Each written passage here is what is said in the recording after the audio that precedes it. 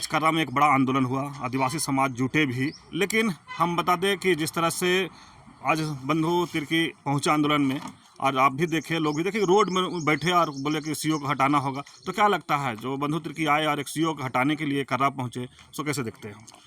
देखिए, आज का जो कर्रा में जमघट हुई, गांव-गांव से आदिवासी आए हजारों की संख्या में, ये मूलतः इसलिए हुआ कि यहाँ के जो सीओ हैं वो जमीन के कागजों का हेर फेर करके आदिवासियों की जमीन लूट को जारी रखे हुए हैं। और इसीलिए मूल आज का विषय ही था, नारा ही था कि सीओ हटाओ, जमीन बचाओ। अब जो सवाल आपने पूछा कि कांग्रेस के नेता और पूर्व मंत्री वहाँ पर धरना पर बैठे, तो ये क्या था? देखिए, इसको आप ऐसे देख सकते हैं कि कांग्रेस पार्टी के नेता पूरे देश में ही ऐसे दिखाई दे रहा है कि वो लोग आम जनता का काम करने के बजाय मूल मुद्दे और मूल समस्याओं का निराकरण करने के बजाय ये लोग नौटंकी कर रहे हैं। और झारखंड में ये बहुत स्पष्ट दिख रहा है।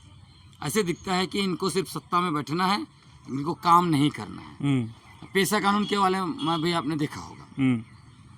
तो आप जैसे आज का मसला आप सोचिए, जिनकी सरकार है उनके ही नेता सीओ ऑफिस के सामने धरना पर बैठ रहे हैं और सीओ भगाओ का नारा दे रहे हैं। किससे मांग कर रहे हैं?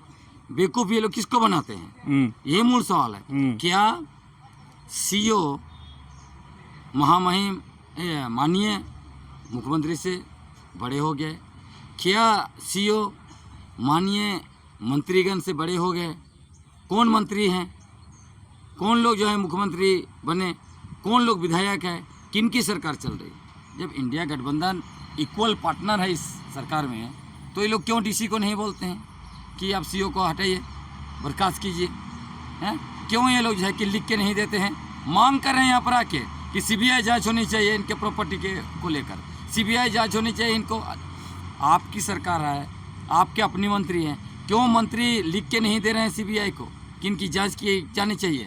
तो लिख के नहीं देंगे क्योंकि दम नहीं है। ये सिर्फ आके आदिवासियों को बेवकूफ़ बनाएंगे, भाषण देंगे, नौटंकी करेंगे और अपने आप को बड़ा आदिवासी का हितैषी नेता के रूप में ये लोग प्रोजेक्ट करेंगे। यही हो रहा है। लेकिन दादा, मंच से भी कई बात बोले कि अबुआ सरकार की भी बात किए थे और स्पष्ट कहने की बात की कि जो अगर यहाँ किया जा रहा है वो रांची से भी किया जा सकता था और सीओ को हटाया जा सकता था, लेकिन फिर भी लोग जो वही मैं कह रहा हूँ, जिनके पास मंत्री है, हाँ, जिनकी खुद की सरकार है, वो जब चाहे तब सीओ को हटा दे, लेकिन वो काम करने के बजाय सिर्फ आदिवासियों का नेता बन के रहना है और यहाँ पे नौटंकी करना है, जनता के सामने दिखाना है कि हम आपके लिए लड़ रहे हैं, ताकि आने वाले समय में भी वोट मिले, सत्ता मिले और ये मंत्री बन के रहेंगे, विधायक बन के रहेंगे। यही इनकी पूरी मानसा है।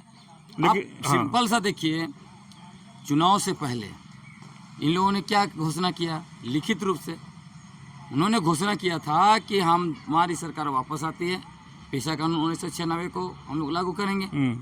उसके बाद जब सरकार इनकी बन गई, नौटंकी शुरू कर दिए। धरती आबा बिरसा मुंडा के पैतृक गांव उलीहतों से कांग्रेस पार्टी के लोगों ने पद यात्रा किया और ये लोग क्या बोले कि हम लोग जो है कि महामहिम राज्यपाल को स्मारक पत्र सौंपेंगे और मांग करेंगे पेशा कानून लागू करे। बाप रे बाप, आप विपक्ष में हैं। ये नौटंकी कांग्रेसियों को नहीं करना चाहिए। इसलिए मैं कह रहा हूँ, अब समय आ गया है, पता चल गया है हम लोगों को कि कांग्रेस पार्टी की वजह से ही आदिवासी लोग गर्त में चले गए हैं। कांग्रेस पार्टी के नेता सिर्फ नौटंकी करते हैं, हम आदिवासियों को बेवकूफ़ बनाते हैं, भीड़ में बड़ी बड़ी भाषण देते हैं, सड़क पर बैठते हैं और जब सत्ता मिल जाती है तब ये लोग वही आदिवासियों के जल जंगल ज़मीन को जो छीन रहे हैं, यहाँ जो भी दलाली कर रहे हैं, चाहे वो ज़मीन दलाल हो, शराब माफिया हो, खनन माफिया हो, वो जंगल माफिया हो, बालू माफिया हो, सभी लोगों को संरक्षण देने का काम यही लोग कर रहे हैं। इसलिए मैं तो ऐसे नौटंकीबाज नेताओं को बोलूँगा, यदि आपकी सरकार आपकी बात नहीं सुन रही तो आप जो है कि सरकार से निकल जाइए, आप इस्तीफा दीजिए ना। हाँ, मंत्री महोदय को इस्तीफा देने के लिए बोलिए, आपके पार्टी को विड्रॉ करने के लिए बोलिए ना, इतनी ताकत है को, क्योंकि आप काम नहीं कर सकते, सिर्फ सत्ता में बने रहना है, इसलिए अपना वादा भी नहीं निभाना है और नौटंकी करना है, ऐसे नहीं चल सकता। जून को मोराबादी में बड़ा सा ऐलान किए हैं कि जुटाएंगे आदिवासियों को, उस पर आपको क्या?